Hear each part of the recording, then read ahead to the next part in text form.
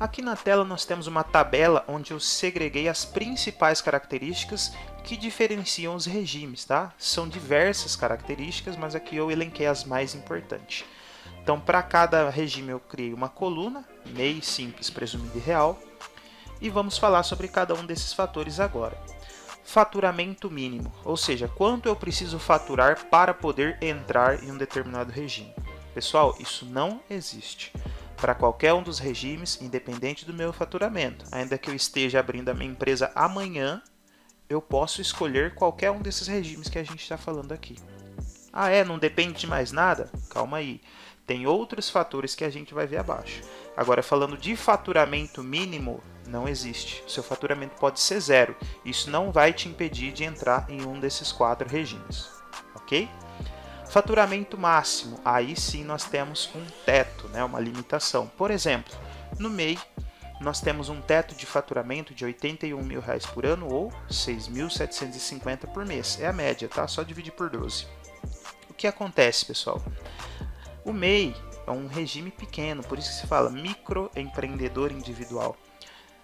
Para que se garanta essa premissa, né, de que é um regime pequeno, precisa ter uma limitação baixa de faturamento, 6.750 por mês. Não é muita coisa para quem empreende, né, na realidade dos empreendedores. Porém, o que acontece? Se você faturar mais que isso, a sua empresa vai continuar funcionando. Mas em um determinado momento, num determinado formato, que a gente vai aprender aqui mais à frente, você vai ter que migrar do MEI para um regime que suporte um faturamento maior que o seu. Ok? É assim que funciona. Informação muitíssimo importante, pessoal. Esses valores que vocês estão vendo aqui, eles são atualizáveis. Então fiquem tranquilos, porque nesse momento o que está valendo é 81 mil. Mas já temos projeto de lei falando de limites de 130, 144 mil por mês, mas são projetos de lei.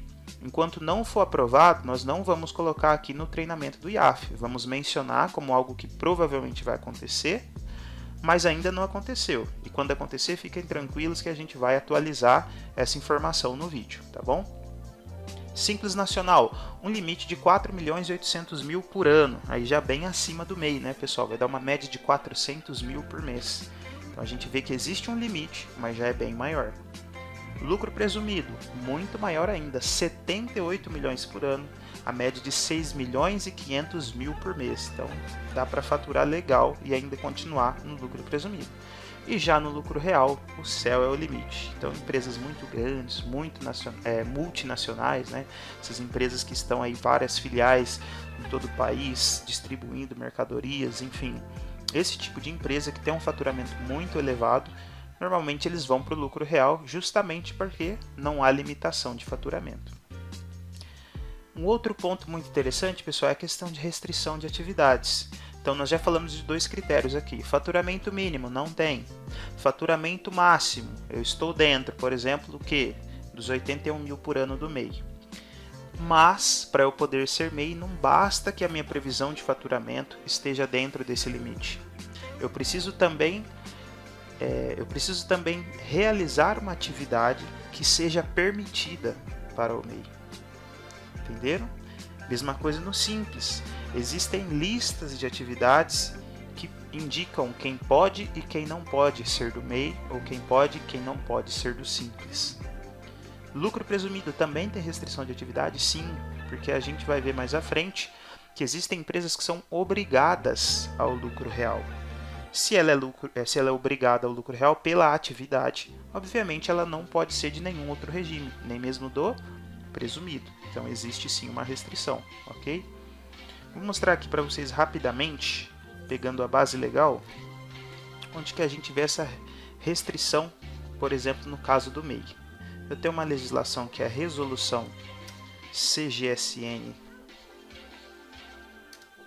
140 de 2018.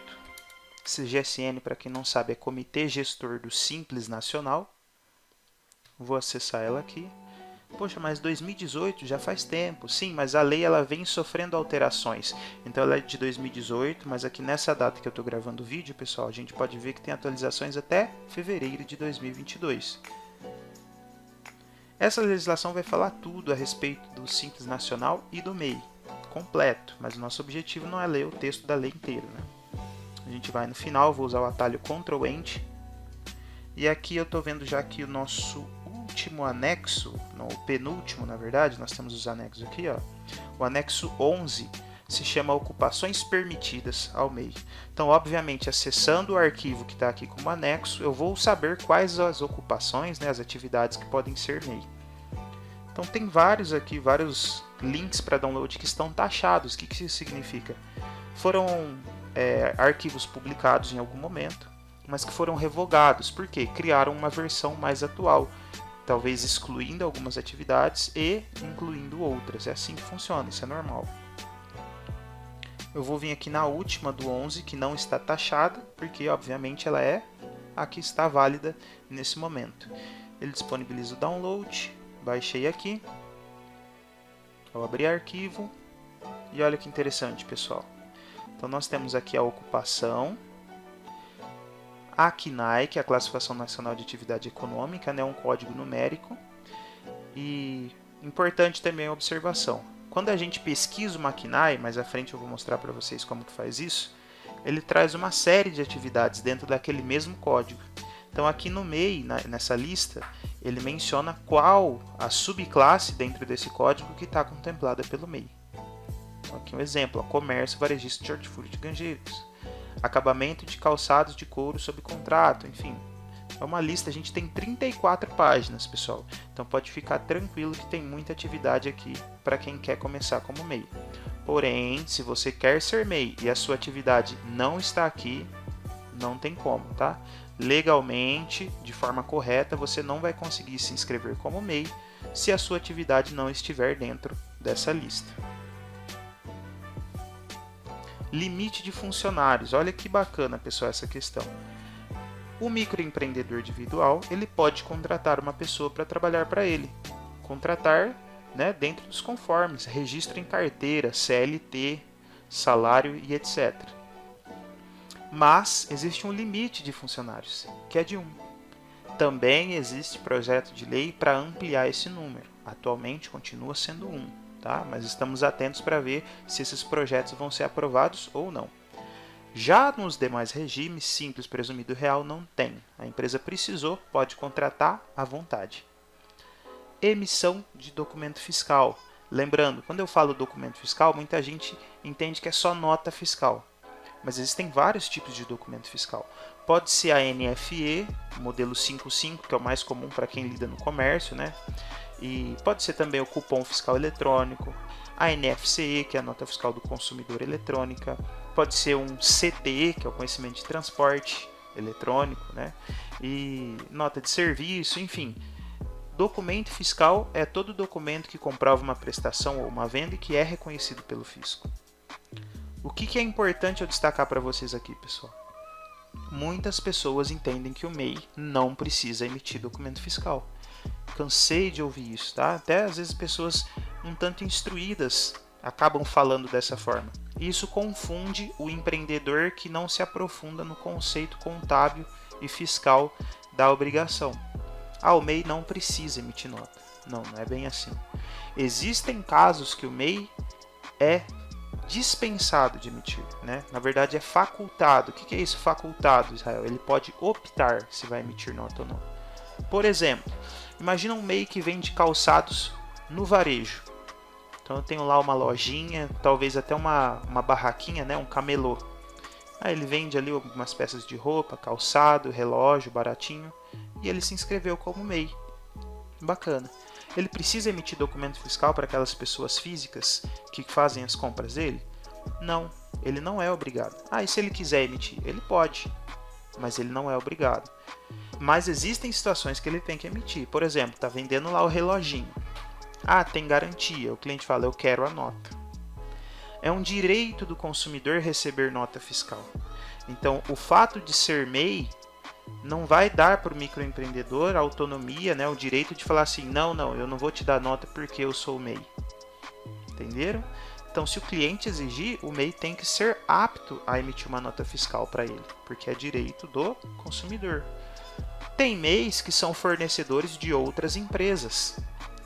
Se a negociação é B2B, né? Falei chique agora, né? B2B, business to business, CNPJ para CNPJ, tem que haver emissão de nota fiscal. Como uma empresa vai comprar sem nota? Pessoa física, tudo bem, é um consumidor final. Agora, PJ, não. Então, se você é um meio fornecedor de outras empresas, tem que emitir nota também. Devolução para fornecedor. Eu lá recebi os calçados, só que alguns vieram com defeito de fábrica. Eu preciso fazer uma devolução para o meu fornecedor. Como que eu vou devolver sem nota? Tem que emitir. E assim sucessivamente, pessoal. Vai vender para órgão público, prestar um serviço para um órgão público.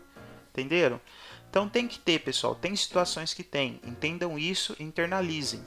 Não existe esse negócio de o MEI não precisa emitir nota. Em algumas situações é opcional, mas existem casos que é obrigatório e existem casos que é necessário. Perfeito? Simples Nacional, presumido e real. Tudo que você fizer tem que emitir nota fiscal. Ah, mas essa mercadoria aqui é uma amostra grátis. A gente não está cobrando nada do nosso cliente, é uma amostra. Tem que emitir nota. Mais à frente a gente vai ver que tem até um CFOP para isso, né? Ah, mas o volume é pequeno, é R$10. Tem que emitir nota. Está movimentando mercadoria? Emite nota. Está prestando serviço? Emite nota. Emite nota, né? Eu falei lá no início, mas enfim, quando eu falo nota, emita documento fiscal. Nota, cupom, nota de serviço, CTE, etc. De acordo com a atividade e com o porte da sua empresa.